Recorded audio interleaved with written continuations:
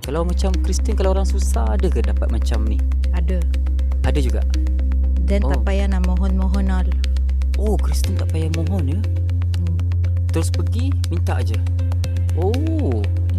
Dia ada lah, dia ada apa-apalah yang you perlukan, susu baby ke, Oh ya. diaper ke. Let's go, kita berdengung semua di sini. Let's go. Okay guys, selamat datang ke projek Berdengung. Kita tadi rehat sekejap lah. Mendengung. Berdengung. Mendengung Mm-mm. is macam tu Itu berdengkur. Oh, sorry. Dia berdengung ni macam berdengung macam Kesian lah host ni masuk podcast dia nak ajar saya pula bahasa Melayu. Tak apa. Ah. Berdengung ni macam telinga you macam berdengung macam Okey, Kalau echo Ya, echo. Okay, Kalau you okay. dengar something yang echo kuat, oh berdengung. I see. Okay. Okay, I sudah faham. Okey, sambung tadi. Christina, you ada sebut pasal bila orang masuk mualaf, ada beberapa benda yang diorang harus tuntut. Ya. Dalam 25 tuntutan tu, satu ada menyebut pasal rumah sewa. Ya, rumah sewa. Ni yang paling penting lah saya penting. rasa. Ya, yang paling penting. Oh, yang okey. yang harus tahu sebab bila you masuk Islam ni, kita pergi proses dia senang je. Kita pergi masjid, kita ucap syahadah. Ya. And then lepas tu it depends you punya luck tau. Ada orang guide you ke tak. Ya. Kalau tak ada orang guide you, then you akan macam Kita cari-cari sendirilah. you kan isolated macam mana? Keseorangan. Ya, Then, alone. You be alone, then you tak akan tahu benda ni kan. So, and then khusus mualaf ni untuk mualaf lah yang harus pergi kan. Tapi kalau tak ada orang jemput you, mana you tahu ada khusus mualaf, betul? Yelah, betul lah. Saya pun baru-baru ni baru pergi. I dah masuk Islam tahun ke-7 Dah tahun 7 ini. tahun. Alhamdulillah. So then tahun ni baru I first pergi khusus mualaf. Sebab sebelum ni tak ada orang jemput saya. I don't know about this. I tak pernah tahu ada ni. So itulah masalahnya. That's why I stress sangat on this sewa rumah yang patut tahu. Sebab dia akan permudahkan ibadah you, hidup you dalam your perjalanan yang baru ini. Macam tu lah. Okey, saya nak pesan sikit ya. Sebab ada mualaf yang masuk Islam kan. Kadang-kadang ada family dia tak terima, ada yang kena halau, ada yang kena buang kerja, ada yang kena buang daripada keluarga lah. So, diorang ni tak ada tempat tau. Ya. So, kalau boleh lah kan, jabatan zakat ni, pusat zakat ni lah kan, kalau boleh tekankan ataupun kuatkan mereka-mereka ni supaya dapat dibantulah. Contoh daripada segi rumah, kewangan, makan, itu harus ditekankan. Bukan kita nak kecam pusat zakat ke tak. Ini kita nak, maksudnya 10 masuk mungkin separuh ada yang tak dapat info. Ada yang tak dapat info. I rasa lebih dari separuh Lebih dari separuh banyak tu sebenarnya. Mungkin 10 dalam ada 2 je tahu. Kalau ikut pada zaman Nabi dulu pun, Ya. yang masuk Islam kebanyakan hamba, tak ada rumah, tak ada duit. Dan Nabi yang tarik orang duduk dengan Nabi. Pada zaman Nabi dulu, pada zaman Nabi dulu ramai masuk Islam tapi tak ada jawatan, bukan orang kaya. So diorang tak ada rumah. So Nabi lah yang bawa mereka ni duduk kat rumah Nabi. Macam itulah. Okey, faham. Okay, so macam mana tadi pasal rumah tadi? Langkah pertama you harus pergi zakat. Kalau you dari Selangor, you kena pergi zakat Selangor. Kalau you dari Kuala Lumpur, Baitumal. Sebab zakat ni jabatan zakat betul tak? Jabatan pusat zakat lah kita panggil. Pusat zakat dia macam berlain-lainan tau, ikut negeri. So you kena carilah mana satu untuk negeri you pergi kaunter. Sekarang taklah sesusah macam dulu. Sekarang you pergi kaunter, you minta form, You buktikan yang you dah masuk Islam. Bila kita masuk Islam, kita akan ada kad Islam. Kat Islam. Hari ni saya tak bawa beg saya kecil. Faham, Then ada sijil masuk Islam. Oh, ada sijil lah. Ya, ada. Ini untuk buktikan lah you dah masuk Islam. So you bawa this Sijil, document. dokumen semua. Dokumen ni, dan you pergilah kaunter zakat, pergi minta form. Then you fill up lah the form. Sebenarnya masa I pergi kan, I pun lost tau, sebab dia kan banyak bantuan kan. So I ada tanya macam ada tak macam pegawai tertentu yang jaga mualaf. I feel like they should have something like that. Mungkin dia ada tapi tak ramai. Sebab hari tu kan saya pergi kursus mualaf kan. So saya ada jumpa macam beberapa ustazah yang memang jaga mualaf. Tapi sebenarnya kita ramai tau. You be surprised. Kita ramai. I pun surprise macam wow, banyaknya. Banyaknya mualaf. Dan muda-muda Oh ya. Muda-muda. Tapi I punya kelas semua uncle. Tapi uncle-uncle pun ada baru nak masuk Islam. I punya kelas agama sekarang, I punya classmate satu uncle yang berusia 79 ke 76 tahun. Oh yo. Ya, nama dia Uncle Harun lah. Nama dia Harun. Kita panggil dia Uncle Harun. Dia dah tua tau, dan dia macam I lah, kena hafal lah semua benda. Macam Al-Fatihah hari-hari dia kena hafal, dia kena baca, salah pun baca lagi. Macam tu. Dia rajin lah pergi kelas. I ada skip kelas lagi, saya kena kerja macam tu. Macam tu lah. Pada yang tengok video ni, pada yang mualaf baru masuk Islam, sebulan, 2 bulan, setahun, kalau korang ada kesusahan, pergi je ke pusat zakat. Korang mohon je. InsyaAllah kalau korang layak, korang akan dapat. Cuma korang kena jujur lah, bagi tahu lah yang korang betul-betul susah. Paling penting kena mohon. Jangan takut jangan takut macam dapat ke tak dapat. Sebab banyak mualaf macam tu yang I personally kenal lah. There's this girl, kan tadi I kan ada cerita dia masuk Islam masa dia 19. Muda sangat. She is so young tau. So dia I ada cakap dengan dia, you boleh pergi minta lah. Dia macam takut. Dia cakap what if kalau tak lepas lah. At least you berusaha kan. Tapi saja nak mencelah sikit kan. Kalau dalam you pernah join Kristen kan. Kalau macam Kristen, kalau orang susah, ada ke dapat macam ni? Ada juga. Dan tak payah nak mohon-mohon lah. Oh, Kristen tak payah mohon ya. Terus pergi minta aja. Oh, hebat. Dia ada apa-apalah yang you perlukan, susu baby ke, diaper ke. It's actually easier to get bantuan from church compared to zakat Selangor tau. I think cerita ni ada keluar lah.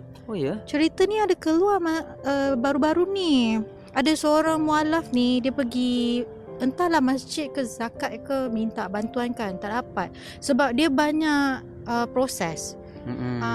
Dia banyak proses yang tertentu lah. Saya pun tak sure sebab I tak ada minta apa. So berbanding dengan church you pergi, you explain what happened, then dia bagilah. Itu dia punya testimonial lah from that girl. Itu yang saya. So pusat zakat Malaysia lah, kalau boleh pemudahkanlah. Mudahkanlah orang. Mungkin banyak orang yang scam ke, entahlah, I pun tak tahulah. Ada juga orang yang scam kan. And then mungkin pihak zakat dia ada tanggungjawab yang berat. Dia ada itu zakat bukan duit dia. Betul. Kan? Duit umat Islam. Dia, itu pun bukan duit kerajaan. Can simply give all kan. So mungkin dia sebabkan ini dia sangat ketat lah. Dia sangat ketat sebab apa? Sebab pusat zakat ni dia kena bagi dekat orang yang betul-betul susah. Kategori fakir lah. Fakir, asnaf lah. So nak dapat orang betul-betul susah kat Malaysia ni mungkin payah kot. Tapi ada je. Bukan je susah I rasa. Tapi I personally I rasa kalau ada macam pegawai yang tertentu lah. Let's say this month ada 50 orang masuk Islam. kat masjid. Mesti ada catat. Kan? Then maybe ada satu pegawai yang menjaga 50 orang ini. 3 pegawai, 5 pegawai. Then you really personally you tahu, you akan kenal mualaf-mualaf itu kan. So then memudahkanlah proses itu. Betul. Betul tak? And then I forgot to mention satu benda. Okay. Apa benda? Sewa rumah, bantuan sewa rumah ni, I dengar kalau you dapat tiap-tiap bulan dia kena pergi you punya rumah tau. Oh, kenapa? Dia nak spot check ke? Keep in touch. Keep in touch apa? Kekalkan hubungan. Oh, dia macam bonding lah. Entahlah dia bonding apa. Tapi tiap-tiap bulan dia akan sampai. Dia akan check lah. Dia akan tengok. Dia akan tanya you. Tak tahu, I pun tak tahu dia nak tanya apa. Tapi ni bagi you tahu lah, you won't have tiap bulan kot. Yelah. Privacy apa you ada. Tiap-tiap bulan you kena ready lah. Ready. Nak datang. Ready. Tapi itulah. So orang mualaf boleh mohon zakat ya. InsyaAllah dapat. InsyaAllah dapat. Doa banyak-banyak lah. You dapat bantuan, kita pun dapat pahala. Benar. Because we sampaikan this message to you. Saya nak tanya satu benda lah kan. Apa menyebabkan betul-betul you masuk Islam? Contoh, you dapat hidayah ke, ataupun you ada mimpi ke, ataupun ada someone yang kenalkan dekat you ke pasal Islam, betul-betul yang betul-betul punya. Apa-apa mula-mula sekali? Sebenarnya mula-mula saya macam nak masuk, bukan macam, like I really like betul-betul nak masuk Islam. Like ada pemikiran macam ni masa saya dalam my last year of university. Okay. Tahun yang paling last lah kat university. Masa tu saya sudah memang nak masuk Islam. Adalah 1-2 kawan yang macam rapat sangat masa tu yang tahu. Yang orang lain semua tak tahu. I memang gila dulu. Okay. I'm very different person from compared to today. So tapi mungkin masa tu saya muda sangat lah. Takut lah. Sebab I pun bukan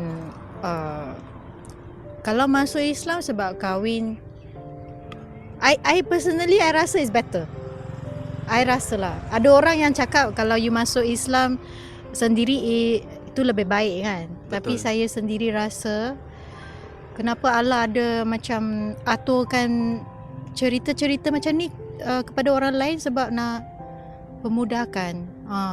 You know. So I rasa kalau you masuk Islam sebab kahwin, then you ada support system tau. Lepas tu you tak akan rasa macam zakat pun tak tahu, ni pun tak tahu, itu pun tak tahu, you know. So masa tu saya sangatlah takut lah, you know. I tak tahu macam mana nak start.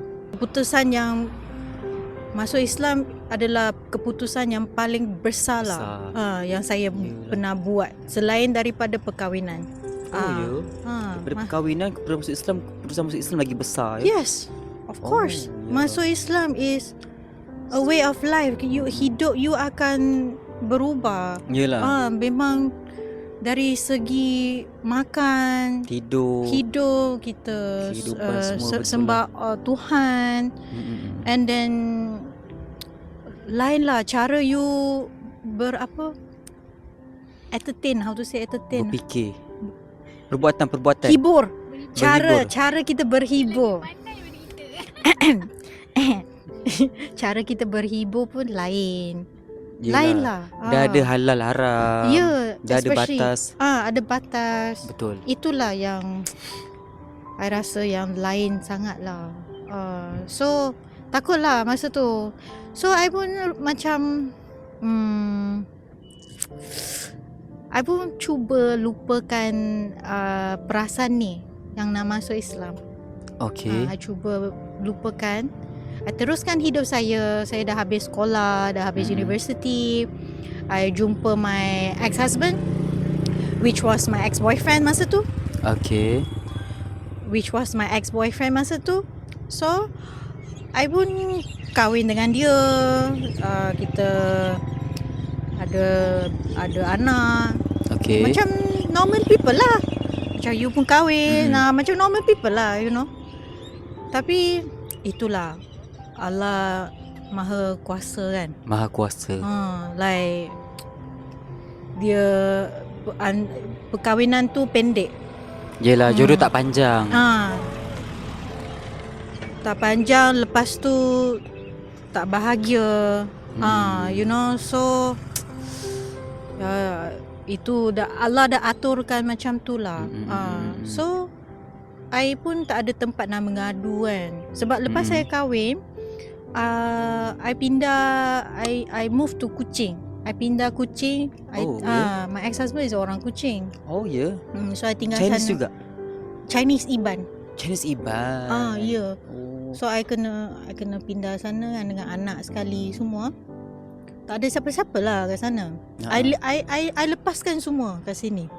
I lepaskan semua sebab my ex-husband dia cakap masa tu lah dia tak happy stay kat KL. Kenapa tak happy lah? Entah. He's not happy here. Mungkin kat Kuching dia akan rasa lagi bahagia kot, lagi happy kampung kot. dia kot. Mungkin lah. So kita isteri kan, so kita ikut lah suami kita. So I pun ikut. Then tak ada tempat mengadu, tak ada family, tak ada kawan, kereta pun tak ada, apa pun tak ada kat sana. I pun solat. I pun solat.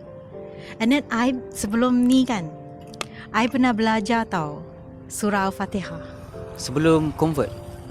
Oh ya? Yeah. And then I tak pernah lupa. Serius lah? Ya. I belajar surah Al-Fatihah, lepas dah hafal, and I tak pernah lupakan. Sampailah I berkahwin, bercerai. I ingat je. Sampai sekarang ingat lagi ya? Mesti sekarang ingat kan? Of course lah. I solat kot. Kalau tak nak solat macam mana kan? Hayalah. Cuba belanja sikit macam mana bunyi. Bila Chinese, Al-Fatihah Chinese ni macam mana sikit? Ayuh, malu lah. Malu lah. Of course lah, you guys punya better than mine. Tak jugalah, ada juga je yang tak better. Tapi hari ni kan, ustaz saya bercakap tau. Dia nak macam I bacakan kan. I cakap dengan ustaz, kalau saya macam di luar solat, you suruh saya baca, I akan jam otak saya. Oh ya? I kena tutup mata, macam imagine saya tengah solat, macam tu, and then baru semua keluar lah. Then you tahu ustaz I cakap apa. So kalau terpotong macam saya nak betulkan ucapan you macam then you akan lupa. I cakap you tak boleh potong saya bila saya baca. Then you tahu ustaz saya cakap kesiannya. Potong je lupa. Hilang, lost. Terus lost. That's why dia suruh I baca. I cakap stop ustaz, jangan cakap dulu. Dia ingat saya tak tahu. I tahu, I ada solat. Yelah, tapi I macam pernah nampak lah you buat live, you ada baca. Ada kan? Adalah, I know a few lah. Ada. I tahu. Okay, so kan selepas dah convert Islam kan, ada tak you belajar pasal kita punya Nabi Muhammad sallallahu alaihi wasallam, pasal kehidupannya, pasal cara hidupnya? Ada belajar tak? Ada ke sebab sedikit tahu ke apa ke? I rasa I start belajar sebelum masuk Islam. Saya sudah start actually. Oh ya? I sudah start. You Are Allah, rosak tak memang macam itu. Oh ya. Kentut lah dia punya cerita. Sebelum masuk Islam dah ada belajar pasal Nabi Muhammad SAW? Ya. Sebelum Islam saya sudah buat research. Oh ya. Buat research bahasa Melayu apa? Kajian. Ya, saya sudah buat kajian. Then adalah masa tu sikit-sikit pasal Rasulullah kan. Dan lepas masuk Islam, I continue lagi belajar. Macam tu. So tahulah sikit-sikit. Tahulah cerita. Contoh macam Nabi Muhammad SAW pernah berbisnes. Ya. Sebelum dia berbisnes, dia bekerja kan? Dia bekerja. Dia kerja. Baginda apa? Baginda Muhammad SAW. Panjang lah. Baginda je pun boleh lah kalau panjang. Kalau panggil Rasulullah boleh tak? Boleh. So Rasulullah pernah bekerja dengan dia punya first wife, Siti Khadijah. Sebelum tu mengembala kambing, mengembala kambing apa ya? Jaga kambing. Sebelum tu. Dia punya parents meninggal wafat. Dia punya parents wafat bila dia kecil kan? Ayah Nabi Muhammad SAW Yeah. wafat waktu Nabi dalam kandungan Yeah. berusia 6 bulan.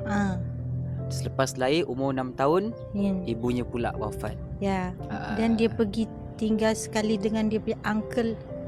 Selepas wafat, selepas ibu wafat, Siti Aminah berpiar Nabi Muhammad SAW pindah ke rumah Abu Talib. Abu Talib is dia punya uncle kan? Uncle lah, ya. Very close to him. Very close to him. Kan? Sangat sayang. Abu Talib ni dia punya pesokong yang penyokong yang paling besar lah, backup yang paling besar dalam hidup Rasulullah. Betul. Kan? Betul. Selain daripada dia punya first wife. Ya. First wife Siti Khadijah. Yes. Siti Khadijah. Yes. Businesswoman tu. Businesswoman. Yeah. Dia lah paling kaya masa tu. Ya, betul. Waktu zaman tu kalau harta seluruh orang Mekah digabungkan, dia tak boleh lawan dengan harta Siti Khadijah. Wow. Christina tahu tak? Sebelum Nabi Muhammad SAW diangkat menjadi Nabi dan Rasul, tahu tak Nabi agama apa? Agama apa? Jeng. Nabi Muhammad SAW pagan menjadi pagan pagan apa ya? Yang sembah batu-batu, patung-patung. Okey, dia macam ni. Waktu Nabi sebelum menjadi Nabi, Nabi diangkat menjadi Nabi umur 40 tahun. Ya. Sebelum jadi Nabi, dekat Mekah tu banyak orang sembah patung. Ya, dia ada patung-patung dekat Mekah kan. So waktu itu Nabi tak sembah patung. Nabi beragama Hanif. Hanif. Apa itu? Hanif ni agama daripada Nabi Ibrahim. Ada belajar tak pasal Nabi Ibrahim? Yes. Okey. Nabi Ibrahim ada ibadat haji, umrah. Kan? Yeah. So itulah yang Nabi kekalkan, agama Hanif. Agama Hanif. So untuk disclaimer, sebelum menjadi Nabi sebelum menjadi Nabi tak sembah bahala ataupun tak sembah batu. Nabi beragama Hanif. Wow. Hanif. That's why lah Allah pilih dia Banyak lagi macam Abu Bakar, kan Abu Bakar sahabat Nabi pun agama Hanif. Dia orang tahu they know jangan sembah patung. Sebab pada waktu itu agama Hanif tu agama lama tau. So banyak orang Mekah tak tahu. Interesting lah. Nanti Ana buat kajian juga. Hanif. Oh, Hanif. Adik buat kajian agama Hanif. Okay. First time I dengar. Thank you Sebenarnya bukan you je first time dengar. Banyak yang orang first time dengar. Banyak orang first time dengar. Contoh bukan doa ya, contoh. Waktu you tengah belajar ni, tiba-tiba you meninggal, you auto masuk surga tau. Really? Ya. Sebab dalam kelas ke macam mana? Tak kisah, sepanjang you tengah belajar ni, setiap minit. Like sekarang lah. Macam sekarang. Sejak you masuk Islam sampai ke hari ni kan you still belajar. Ya. Waktu belajar tu kalau you meninggal, you dah dikira jihad. Jihad tu kalau you meninggal di dalam jihad, terus on the spot masuk surga. So kalau saya sekarang mati I masuk surga terus lah. Sebab you dalam proses belajar. Oh ya ke? And orang belajar ni pahala dia 2 kali ganda daripada orang yang dah tahu. You masih belajar ke? Masih belajar. Contoh you besok ada kelas nak pergi ke PJ. So waktu on the way tu kalau you accident, you meninggal, masuk surga terus lah.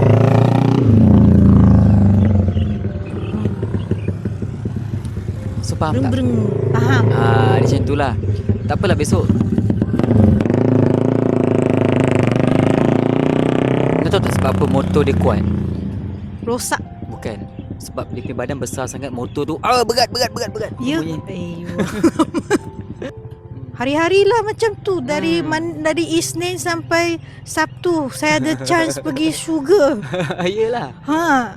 Sebab sekarang yang saya belajar kat kelas agama ni under Zakat Selangor kan, dia lain tau daripada yang I belajar Fardu Ain di Mualaf Center. Dia lagi Detail ke? banyak lah, lagi banyak ilmu macam doa, macam surat tertentu setiap hari kan. I think lepas Ramadan, Ustaz start to suruh kita hafal surah tertentu lah, macam surah Al-Ikhlas, surah Al-Kausar, surah Al-Falaq, surah An-Nas. Ni kena hafal. Tapi bukannya hari ni belajar, hari ni hafal, esok kena tahu. So then hari-hari kena baca. Macam tu. So sikit-sikit. So I kena, sebab ustaz macam suruh baca kan, adalah pressure sikit kan, tekanan sikit lah. So bila you ada tekanan, then baru you boleh improve. Ya, betul. Semua benda kena macam itu juga. So then I pun dapat hafal lah yang new surah. Dulu I nak hafal surah macam I tulis kat kertas dulu. Okay. I tulis kat kertas. Lepas tu I kertas besar tau. Kertas besar. Lukisan. Okay. I tulis besar-besar. Lepas tu I akan tampal kat dinding atau I letak kat sejadah. Dan bila saya solat, saya hafal lah. So tapi this method, di cara ni tak laku sangat lah, sebab banyak nak hafal sekarang. Okay. Macam tu. Tapi ustaz saya tak garang, ustaz saya baik. Tak garang lah. Imagine lah, I punya classmate dah umur 90 lebih kan. So dia selalu baca ni mesti ada salah. Dan dia punya bacaan pun tapi dia masih lagi cuba. So you boleh bayangkan I punya ustaz sabar kan. Yelah. Kalau dia tak sabar, tak boleh jadi ustaz tu. Ada juga ustaz entah yang sabar. Garang. Ada Marah-marah. yang bawa rotan. Garang tu. Ada. Dulu waktu saya kecil pun ada. Dia bawa tapi masa kecil tu dia betul-betul pukul lah. Tak, saya yang bawa rotan pukul dia. Tak lah. Gangsternya suami you. Tak. Maksudnya kalau dekat sekolah, dulu kita ada sekolah agama. So cikgu ataupun ustaz memang ada rotan. Untuk apa? Kalau macam kita baca malas belajar, tidur ke apa, dia mesti kalau tidur. Kalau baca salah kena pukul tak? Kenapa anda lipas kah? Bukan lipas. Jangkrik. Ya, ini dugaan. Okay. You kena banyak sabar. Apalah lipas ni, kena banyak dia belum istighfar. terbang lagi. Kalau dia terbang, dia bukan lipas tau. Kalau mak-mak orang dulu lah kan, mak bapak orang dulu, kalau anak tak solat ataupun anak tak nak belajar mengaji, orang memang ada rotan. Tapi kena rotan dekat tempat yang betul. Dekat sini tak boleh. Dia kena rotan kat kaki. Itu syarat dia. Tak boleh dekat muka, kat badan tak boleh. Your parents pun buat macam ni ke? Your parents tahu. My parents dia tak segarang tu. Tak segarang. Wow. Tu. Sebab I jenis rajin belajar. Okay. Apa benda yang you rasa ini paling happy yang pernah aku rasa? Paling happy? Selain you dari segi apa? Tak kisah dari segi apa-apa. Paling happy Macam I benda yang paling happy waktu I akad nikah, yang I susah lupa. Betul. Alhamdulillah. Sebab itu yang paling Alhamdulillah. Paling you tak nampak bini dia tersenyum sampai paling I akad nikah tu yang paling I rasa tak boleh lupa sampai sekarang. Okay. Itu kalau I. Kalau you? Bila I beranak lah. Bila I beranak, anak perempuan saya. You beranak? Bila beranak, I dah bila you nampak baby tu? Bila dah beranak. Then yang kedua, bila I solo travel. Solo travel. I paling happy lah masa tu. I rasa macam hidup jadi macam Bebas. bukan bebas, dia macam full of life. Full all life. Hidup ni macam full of life. Hidup ni rupanya tak sebosan yang I fikirkan. Okay. The hidup ni actually is very interesting tau. Sebab mungkin kita selalu berada kat satu tempat je, kita bergaul dengan orang yang sama. Kita stay tempat yang sama, makan benda yang sama. So pemikiran tak luas. Kita rasa macam boring hidup lah. macam ni. Ada je orang macam tu kan. Then dia start to buat benda yang salah sebab dia rasa hidup dia boring. Then bila I start to travel, sebab bila you travel seorang, rasa dia lain tau. Rasa dia macam you memang 100% you focus kat you punya travel, you punya journey. You enjoy lah the moments. Even though bukannya semua positif, sebab bila you travel macam-macam akan berlaku kan. Tapi also when I travel alone, I rasa masa tu I paling dekat dengan Allah. Sebab kebergantungan lah kemungkinan. Kita bergantung. Macam orang cakap kalau kita sujud kita paling dekat dengan Allah kan. Mungkin kita tak rasa tu. But when you travel seorang, you solat, you ada risau apa, you solat, you minta Allah tolong, masa tu lah you akan rasa paling dekat dengan Allah. Itulah saya I rasa. Sebab lain orang lain cara penghayatannya. So macam orang cakap kalau you travel seorang tak boring ke, tak ada orang makan sekali semua. Tapi I don't feel alone. I macam I seorang yang sangat curious tau. Curious like suka tahu, suka ambil tahu kan. So nak bila tahu. Nak tahu apa-apa saya nak tahu. Macam tadi you ada ajar agama Hanif. So I pun macam curious lah, apa ni I balik nak cari ni. So I'm like this. So bila I travel, I rasa happy lah. Like wow, life is not that sucky anyway. Macam tajuk lagu.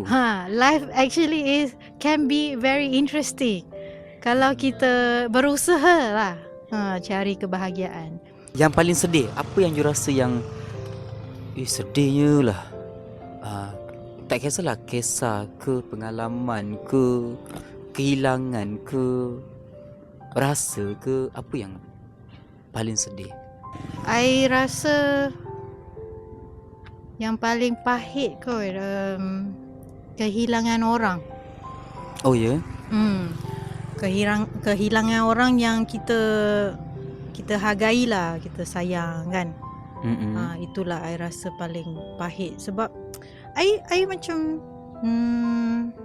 how to say especially lepas saya masuk Islam tau. I punya circle jadi kecil sebab I mula memilih orang. I takkan macam kawan saya kena banyak satu kampung. Macam tu. I memilih orang yang bukannya baik-baik, but yang tak menghasut saya benda yang jahat. So we need clean circle lah, macam tu kan. And then itu bab kawan je. Tapi kalau bab macam sayang kat orang, macam terima orang dalam hati kita, macam you approach your bini mula-mula, itu sangat dia susah. Dia approach I. Jangan tipu lah, saya sudah tanya dia tadi. Okay, teruskan. So bab ini sangat susah lah untuk saya. Mungkin Allah uji saya kot. Ini benda yang I rasa paling sukar untuk buka hati nak kenal orang, you know. Macam kenal pun rasa tak nak. Rasa macam tak nak. So 9 tahun kot I cerai. Lama tu 9 tahun I macam so bila dah ada orang you terima, lepas tu kehilangan. Itulah I rasa paling sedih dan kecewa. Bukan kecewa, sedih just Macam Hampa. bukan hampa, macam sedih, Tekilan. sedih je, sedih tapi Sedih. reda. Sedih tapi sedih tapi reda. reda. Terima lah, terima kenyataan tu. Sebab I masuk Islam je, saya kehilangan family I, Oh ya. husband I punya keluarga yang I bina. So mungkin benda ni trauma I tau. Even though itu memang aturan Allah, kita reda, tapi benda ni macam trauma I. So I jadi rasa macam susah nak accept. Bukan just kehilangan orang yang sayang, even kehilangan kawan pun saya rasa macam putus cinta lah. Aduh. Kehilangan kawan macam putus cinta, betul lah. I Rapat lah. I ada satu kawan rapat ni, I sayang sangat dia. Sayang sangat. Tapi dia punya hidup sangat chaotic tau. Chaotic. Dia punya hidup sangat huru-hara. Huru-hara. Dia punya hidup. Itulah Dugaan. Pilih pasangan tu sangat penting tau. Jangan pilih pasangan yang Asal boleh. yang huru-hara. Yang tak reti membesar pemikiran macam budak-budak. Sebab dia punya pasangan is very membuat hal. Selalu buat hal. And dia orang selalu banyak problem. Gaduh selalu. Dia bergaduh, dia banyak problem lah dia orang. So dia punya problem tu terbawa dalam hidup dia. And then pun akan mengganggu kawan. And then kita kawan baik, of course I akan macam affected juga. Sebab kita kawan baik. Kita kawan baik macam like girlfriend boyfriend Oh yo. Dia video call I. Perempuan tahu. Perempuan lah. I makan, I call dia, babe, what are you doing? And then kita borak. We are so close macam tu. Then I tahan lama juga actually dengan dia punya boyfriend tu. I memang tak suka dia. Dia sangat menjahat. Dia selalu mencarut. Oh, dia kuat mencarut. Dia memang kuat mencarut. And then ada isu ambil dada, benda macam ni. Tapi kawan I ni baik. Dia orang baik. Sebab kan dia orang yang baik, dia boleh terima macam-macam. So I terpaksa lah macam lepaskan dia. Tahun ni je. Orang kata cinta tu buta. Ya. Dia tak nampak. Dia tak nampak lah. I hope she is happy lah. I hope dia bahagia. Tapi itu pun I rasa sedih lah. I nangis Uish. Sekarang I cerita, saya pun nak nangis. Sabar. Sebab saya sangat sayang dia tau. Tisu ada tisu. So itulah I rasa yang paling pahit adalah Kehilangan ni memang satu benda yang sukar untuk diterima sebenarnya. Sebab kita dah terima orang tu kan, especially orang macam I. Macam mana nak panggil orang macam I? Yang susah nak bagi orang masuk hidup saya. Kalau orang Melayu panggil select. Select. Dia pilih. Select. Dia pilih. Bukanlah sebab kita sombong atau belagak, tapi kita kena memilih siapa kawan kita, siapa wife kita, siapa husband kita. Sebab kita, contoh kalau wife kan, kita kena pilih dia betul-betul sebab kita nak hidup lama dengan dia sampai ke hari tua. Dalam dunia ni memang you kena pilih. You kena pilih dengan siapa you kawan. Sebab kawan lah penentu you apa yang akan datang. Macam itulah lebih kurang. Ciri-ciri lelaki yang you suka untuk dijadikan husband ya. Husband. 3 je. Pandai. Dia kena pintar. Ya, bukan yang I'm clever, bukan. Tapi bukan betul-betul ada like macam profesor macam tu punya pintar. Itu macam nerd. Nerd tu apa? Tahu nerd. Apa itu, buku apa?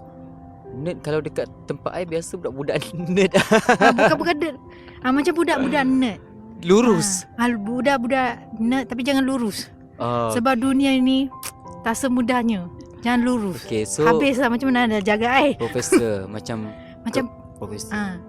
Pintar macam profesor, like whatever you ask, dia boleh jawab. Dia boleh jawab. Dia punya tu memang dia punya IQ. Yes.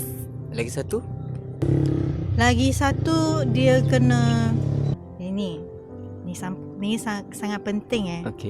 Ini even you tak pintar pun tak apa.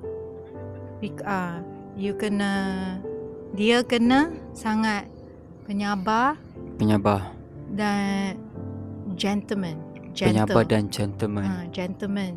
Gentleman bukan macam kita keluar I bayarkan you, I belikan you makan apa-apa macam tu, I bayarkan ni. Bukan. Itu memang dia patut buat pun. Gentleman, gentle lah cara bercakap, macam gentle. Bukan macam gay. Matang lah. Matang. Berterus terang. Bukan janganlah berterus terang sampai macam you yelah. makan banyak lah. Kurang tak sikit. adalah. Janganlah macam tu. Profesional. Gentleman dia macam tu lah. Macam ada EQ lah. Wah, kena ada IQ. Yeah. Kalau tak ada IQ tak apa. Kena ada EQ. Ini EQ. Sebab kalau kenapa kena penyabar tau? Kenapa? Sebab saya kan seorang mualaf kan. Even though sekarang kebanyakan orang cakap bukan mualaf sudah. Kalau bukan mualaf kenapa saya kena baca lagi belajar lagi doa makan kan? I think mualaf ni dia punya level tu lain-lain depending on people kan. So sebab banyak benda yang saya tak reti, saya tak tahu. So still mualaf lagi tu. So can you boleh bayangkan kalau I berkahwin dengan seorang yang tak menyabar. Lepas tu cara dia cakap pun macam gangster. Mungkin dia rasa dia tak gangster tapi dia bunyi dia macam gangster. So I akan rasa macam adalah tak siapa-siapa. Lepas tu you seekor ni pun macam tu. Betul juga tu. Sebab kalau you contoh you kahwin bukan dengan orang penyabar, contoh you kahwin dengan Malay kan, tu cakap macam gangster. Lu makan lah.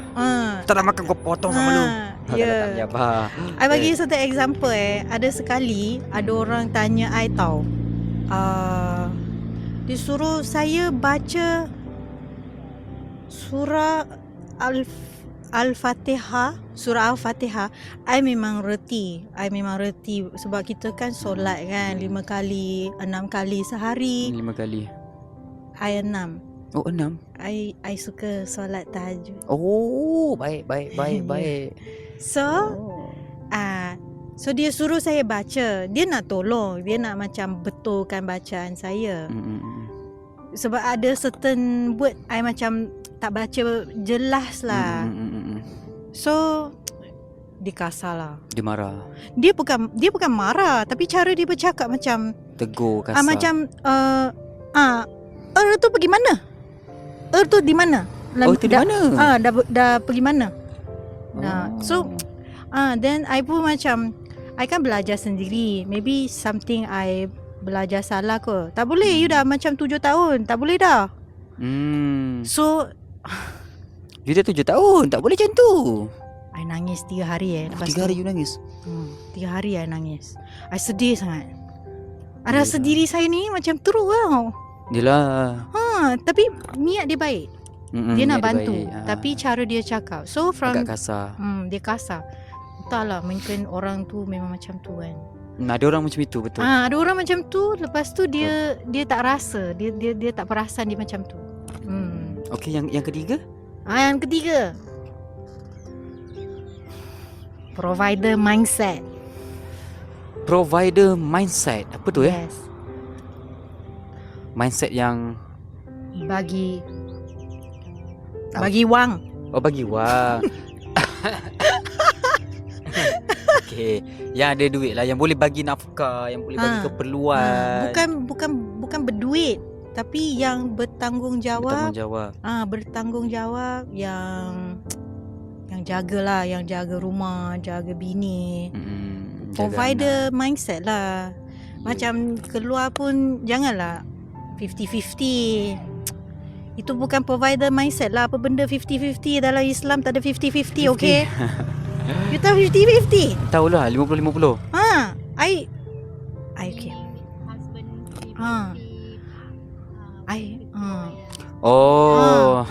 Chinese kita tak ada this. Kita pun tak ada. Kita tak ada culture ni. Tapi kalau suami kita macam perlukan pertolongan, we don't know kan. Sometimes hidup naik turun. Yelah. Kan. Boleh. It's cost sedekah. Tapi jangan jadikan macam like Hari-hari lah. You patut share. Ada tahu. Baru-baru ni kan I dengar cerita from my friend. Dia punya husband suruh dia bayar sewa 50%, half, sejak dia orang get Kahwin. married. Oh ya? Husband dia tak kerja kot? Kerja lah. Oh. Kerja airline, okay. Dia suruh dia punya wife bayar 50%. Lepas tu makanan anak dia tak nak bayar. Entah kenapa. Mungkin anak dia makan banyak kot. So ada juga orang ada macam juga tu. mesti ada orang macam itu. Kita je tak tahu. Mintalah jauhkan. Jauh lah.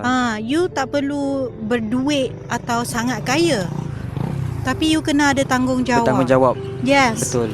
Itu yang paling penting. Ya, itu paling penting. Kalau you ada rasa macam tanggungjawab, then susah macam mana pun dia akan jaga. Betul.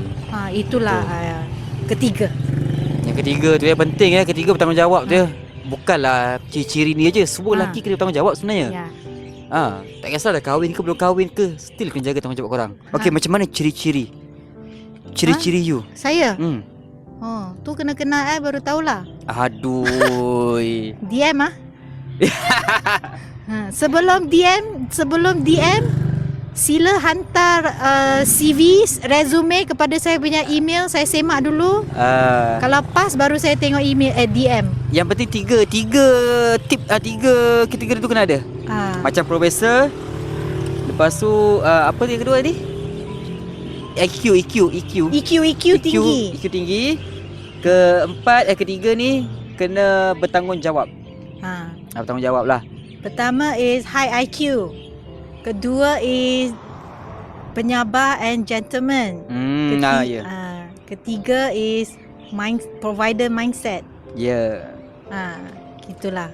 Jangan lupa tau. Jangan lupa Subscribe. So Krishna, mungkinlah ada followers Christina yang sedang tengok, dan ada juga yang mualaf, tak kisahlah berbangsa apa pun, mungkin ada tengah tengok sekarang ni. Apa tip untuk mereka untuk rajin belajar, untuk you lebih tahu macam mana cara-caranya? Boleh sampaikan kat dia orang. Percaya kepada diri sendiri. Selalu percaya kepada diri sendiri. Even though mungkin ada banyak orang akan macam banyak bunyi kan, jangan dengar. Percayalah pada diri sendiri dan Allah. InsyaAllah kita akan sukses lah. Kita akan succeed to Jannah. Jannah is our goal. And angkat nikah. InsyaAllah. Amin. Amin. Cakap amin semua. Amin. Cakap semua. Kuat lagi. Amin. Okay guys, thank you sebab dah tengok projek Berdengung. So kalau rasa kisah kali ni seronok, best, korang boleh tinggalkan pesanan ataupun kata-kata dekat ruang komen. Dan jangan lupa subscribe, like and share. Subscribe tu percuma. Dan jangan lupa follow projek Berdengung. Setiap episod, setiap cerita yang berlainan akan korang dengar. Okay, thank you host jemput. Thank you tau. Christina datang kat lot parking yang saya dah booking. Berapa jam ni? Kita dah nak habis ni. Ya. Dia dah tunggu ni. Dah tunggu ramai ni. Sekejap semua nak lagi slot korang pula. Okay. Alright. Okay korang, bye-bye. Assalamualaikum. Bye. Assalamualaikum.